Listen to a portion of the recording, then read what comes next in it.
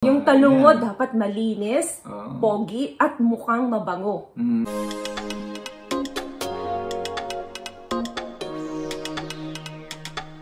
Hi guys! Welcome back again to our YouTube channel. Dito na naman kami. Yes!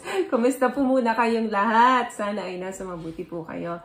So another concerned video again and again na naman. Sabi niya dito is, ma'am, ask ko lang. Bakit may mga babaeng hindi kumakain ng talong? Nako, sad to. Nako, kung si partner to. Bad yan, bad. Bad. Tulad ng partner ko. Sabi niya, isip ko, nandidiri siya sa akin. Pwede naman talagang ganun yung isipin niya. Valid naman yan. Oo, valid naman na ganyan ang nararamdaman mo. Lalo na kung ikaw, ginagawa mo sa kanya to. Like, kinakain mo yung pechay niya. At, eto pa, dati na ba niyang ginagawa ito na hindi niya kinakain yung sayo or nagbago lang siya? Diba? Kasi, kung dati, nakilala mo siya, hindi na siya kumakain talaga ng talong, alamin mo yung dahilan.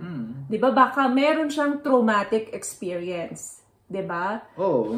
Pwede yun. Pwede. Kasi baka mamaya, mga early experiences niya, ay, siyempre, baka mabaho, may amoy, may lasa, masangsang yung singit ng lalaki. Hindi malinis yung lalaki. Oo. Diba? So, meron traumatic experience, mostly ang mga babae, na hindi talaga bumababa. Or may nakapagkwento sa kanya na hindi masarap, hindi pleasurable yung pakiramdam. So, tumaling sa isip niya yun. Kaya dala-dala niya yun hanggang nagrelasyon siya. Sa'yo, eto na nga. Then, baka naman may mga experience siyang naduldul siya, naduwal siya, yung mga ganon. Or baka naman talagang nasa isip niya no? Talagang maduming gawin yun o hindi magandang gawin. Hindi magandang gawin. Parang tabu, di ba? Pwede yan eh. Oo. So dapat dapat i-consider mo siya. Tulungan mo siya na ma-cope up niya yun. Na ito normal lang, masaya to, masarap to dahil partner mo ko or asawa mo ko, bakit hindi mo na subukan natin kahit pa konti-konti hanggang sa masanay siya. So, wag ka mag-isip na baka hindi ka na niya mahal or nandidiri siya kasi baka may traumatic experience siya. Kung nung nakilala mo siya, hindi na talaga siya kumakain ng talong mo. But, kung dati kumakain siya, then ngayon, ayaw na ngayon. Alam mo na, baka sa'yo niya nakuha yung traumatic experience. Pwede. Diba? Diba, babe? Kasi possible na may naamoy siya. Possible na may nalasahan siya. Diba? Possible na may ginawa ka sa kanya na hindi niya nagustuhan. For example, yung mga lalaki minsan sa sobrang gigil nila, nangungudgud na nila yung mga babae. Nakulang na lang pati yung scrotum or yung itlog, ipasok dun sa loob ng bibig ng babae, no? Natutrauma ka talaga. Natutrauma. So, yung babae ngayon, hindi na lang magsasalita. So, ang gagawin niya, i-reject niya na. Oo. So, every time, so every time na magte-try ka na ipakain sa kanya yung talong mo, i-reject niya kasi nag-play sa utak niya yung traumatic experience niya sa'yo.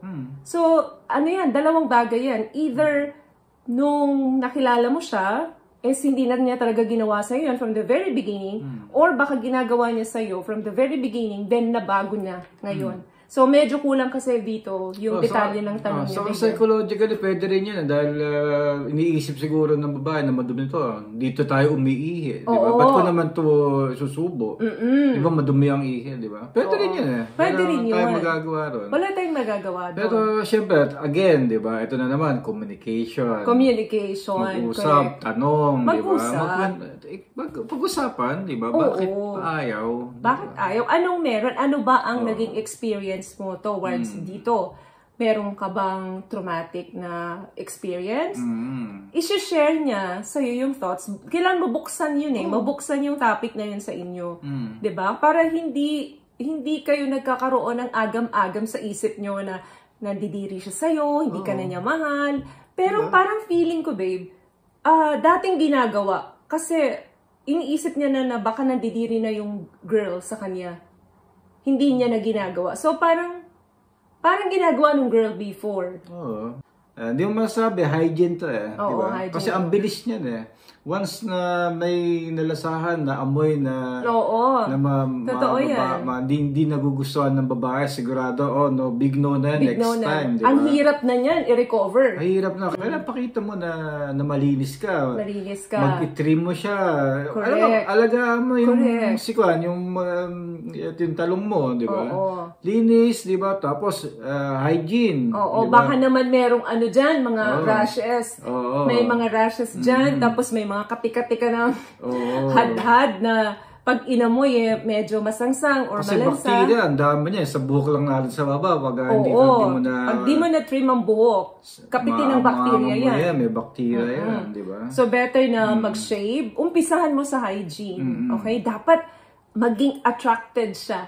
Oo. Alright? Doon. Dapat maganda yung paningin niya. Poging-pogi dapat yung talong mo. Yung talong mo dapat malinis, pogi, at mukhang mabango.